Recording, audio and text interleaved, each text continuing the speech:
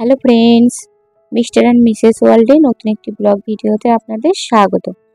আমি আর আমার বেটিও রেডি হয়ে গেছি। আজকে আমরা বের করতে যাব। আমার ছেলে প্রথম এত দূরে কোথাও যাবে। আমরা যাব কলকাতা। সেই জন্য আমরা আমাদের যে নিয়ারেস্ট স্টেশন সেই স্টেশনের উদ্দেশ্যে যাচ্ছি আর একটা টোটো করে নিয়েছি। স্টেশনটা আমাদের বাড়ি থেকে খুব একটা বেশি দূরে নয়, সেই জন্য টোটোই করে নিয়েছি। আর এখন খুব দুপুরবেলা, আমার ছেলের তো খুব গরম লাগছিল, সেই জন্য ওকে একটা হাফ হাতা জামা পরিয়ে দিয়েছি। আর এই মাঠের মাঝখান দিয়ে আমরা যাচ্ছিলাম। এই স্টেশনটা আমাদের যেতে টোটো করে প্রায় 20 থেকে 25 মিনিট লাগবে। ভিডিওটি শেষ পর্যন্ত দেখতে থাকুন। যদি ভালো লাগে তাদেরকে লাইক করবেন এবং যারা নতুন আছেন তারা চ্যানেলটি সাবস্ক্রাইব করে পাশে থাকবেন। হঠাৎ করে কেন জানি না আমার চ্যানেলে সমস্ত ভিডিও রিচ ডাউন হয়ে যাচ্ছে, ভিডিওতে কোনো ভিউজই আসছে না। তাই আপনারা সবাই প্লিজ একটু সাপোর্ট করবেন এবং পাশে থাকবেন এবং আপনারা নিজের বন্ধু বান্ধবদের সাথে আমার কন্টেন্টগুলো শেয়ার করবেন।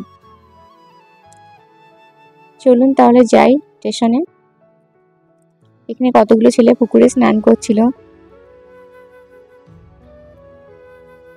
আমার ছেলে তো বাইরে বেরোতে পেরেছে, খুব খুশি। ও বুঝতেই পেরেছে আমরা কোথাও যাচ্ছি, কিন্তু একটু পরেই ওর খুশিটা একেবারে দুঃখে পরিণত হয়ে গেছে। কারণ এত গরম ছিল, এত রোদ ছিল, হাওয়া দিচ্ছিল বাট খুব গরম ছিল।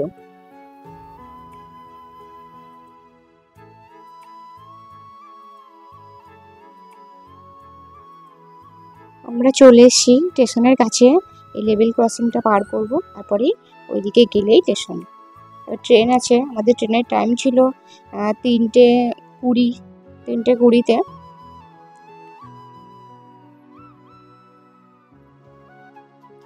এদিক থেকে স্টেশনটা দেখা যাচ্ছিল।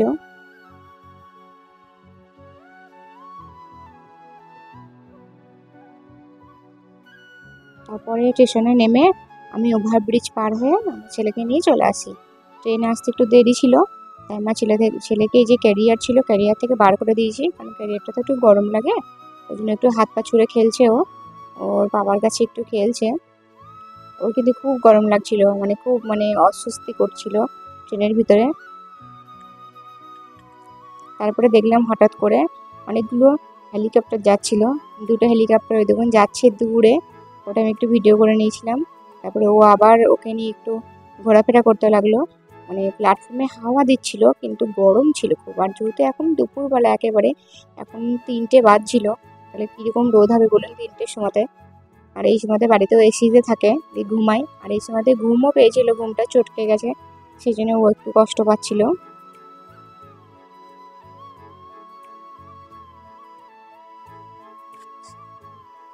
স্টেশনটা মোটামুটি ফাঁকা ছিল যেহেতু দুপুরবেলা। তারপর আমাদের ট্রেন চলে আসে। আমি তারপরে ট্রেনে উঠে পড়ি, আর আমার ছেলের খুব ঘুমও পেয়ে যায়। এবার ওকে একটুখানি খাইয়ে দিলেও ঘুমিয়ে যাবে। তারপরে ও কান্না করছিল বলে ওকে একটু খাইয়ে দিলাম, তারপরে ও ঘুমিয়ে গেছিলো। এই ফ্যানটা আমরা নিয়ে এসেছিলাম কারণ আমি জানতাম ট্রেনে প্রচণ্ড গরম হবে। আর হ্যাঁ, আমরা যাচ্ছি আরাফে বড় আব্বুর বাড়িতে, আমার বড় ভাসুরের কাছে যাচ্ছি। উনি তো কলকাতায় থাকেন, তাই ওনার কাছে আমরা বেড়াতে যাচ্ছি। এই ফ্যানটা নিয়ে যাচ্ছি, ওখানে গেলেও কাজে লাগবে। আমার ছেলে তো ঘুমিয়েছিল, অনেকক্ষণ ঘুমিয়েছিল। এখন প্রায় 6:30 বাজছে, ও এখন উঠে পড়েছে। উঠে পড়ার পরে তারপর একটু খেলছে। সন্ধে হয়ে গেছে। তারপর আমাদের ট্রেন স্টেশনে চলে এসেছিল। আমরা স্টেশনে নেমে পড়েছি। আমরা এটা নেমেছি ব্যারাকপুর স্টেশন। ব্যারাকপুর থেকে অটো ধরেই যাব, এখান থেকে আমাদের সুবিধা হবে, অনেক জায়গা থেকে যাওয়া যায়। আমরা ব্যারাকপুর থেকেই যাব, ভাই যেখানে থাকেন। নেমে পড়েছে, ও ব্যাগগুলো নিয়ে যাচ্ছে, আমি পিছন পিছন যাচ্ছিলাম। এখানে এই দেখুন আমি নেমে পড়েছি। আমার মুখের অবস্থা দেখুন কীরকম গরমে। আর আমার বেটু কিন্তু ঘুমায়নি, ও ট্রেনের ভিতরে এতক্ষণ ছিল। তারপরে হঠাৎ করে এত লাইট, এত মানুষজন দেখে একটু চমকে গেছিলো। আর আমরা অটোর জন্য এখানে ওয়েট করছিলাম। আমাদের অটো চলে আসলে তারপর আমি চলে যাব। আমাদের অটোও চলে এসছে, আমরা অটোতে উঠে পড়েছি। তারপর আমরা চলে যাব। এবার আমার ছেলে কিন্তু জেগেই ছিল, কিন্তু সেই সময়টা এত চুপচাপ হয়ে গেছিল। ট্রেনে তো একরকম সিচুয়েশানে ছিল, তারপর আবার একরকম সিচুয়েশানে খুব ভয় পেয়ে গেছিলো। আমি ওকে দেখে ভয় পেয়ে গেছিলাম। আমি কন্টিনিউ ওর সাথে কথা বলছিলাম, ও পুরো চুপচাপ হয়ে গেছিলো, কোনো রেসপন্সই করছিল না, ভয় পেয়ে গেছিলো হয়তো। তারপর আমরা চলে এসেছি। ওই সামনে যে গেটটা দেখা যাচ্ছে, এখানেই ভাই থাকেন, এখানেই উনি জব করেন। আর এখানে ওনার কোয়ার্টার আছে। এটা কিন্তু খুব রেস্ট্রিক্টেড এরিয়া, সবাইকে ঢুকতে দেয় না। আমাদের যেহেতু রাত হয়ে গেছিলো, তাই আমাদের এন্ট্রি করে ঢুকতে হলো। আমাদেরকে যেহেতু চেনে, আমরা অনেকবার গেছি, তাও রাতের বেলা যেহেতু গেছি সেজন্য আমাদের এন্ট্রি করে নিলেন। এখানে বাইরের লোক কেউ মানে অ্যালাউ নয়, যারা কোয়ার্টারে থাকেন তারা আর তাদের রিলেটিভসরা আসতে পারে, তাছাড়া বাইরের লোক আসতে পারে না। এটা কোয়ার্টারের মানে ভাইয়ের অফিসের ভিতরে রাস্তা, এই রাস্তা দিয়ে গিয়ে কোয়ার্টারে যেতে হবে। আর এটা হলো ওনাদের যে উনি যেখানে জব করেন মেন অফিস। এখানে আমি আগেও এসেছি, বিয়ের পরে অনেকবারই এসেছি। আর আমার আরাফকে নিয়ে মানে আমি প্রেগনেন্ট হওয়ার পর থেকে একবার আসিনি, আরাফ হওয়ার পরে আবার আমি এটা প্রথম আসছি। মানে আরাফ প্রথমবার তার বড় চাচুর বাড়ি যাচ্ছেন।